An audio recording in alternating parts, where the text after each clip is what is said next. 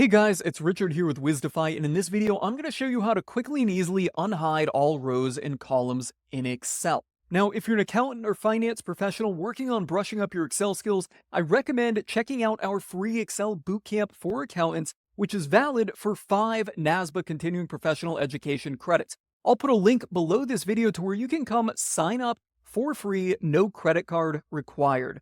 All right, let's get back to what I was going to show you. If we take a look at our sample data set here, we will see that there are some columns hidden and also some rows hidden. Now, we could just double click on them, right, like that, but in a large data set, that's really not practical. We need to do this at scale. So I'm going to undo that, and we will start from the beginning as if we had a large data set where we just couldn't go, and unhide things one by one. The first thing I like to do is remove any filters that may be in the data.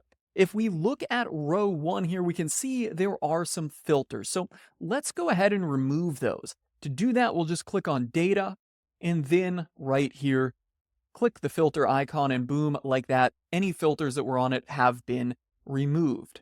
Next, let's select the entire spreadsheet. To do that, we'll click up here in the top left corner. That selects all. You could do Control A or Command A if you're on a Mac. And then we will right click on the column axes.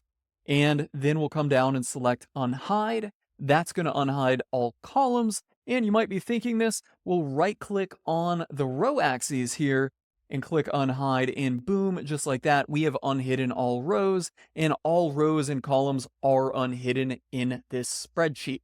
If you found this video helpful and insightful, you know the drill. Smash that like button to help us out in the YouTube algorithms. I'm calling it a wrap and signing off on that note.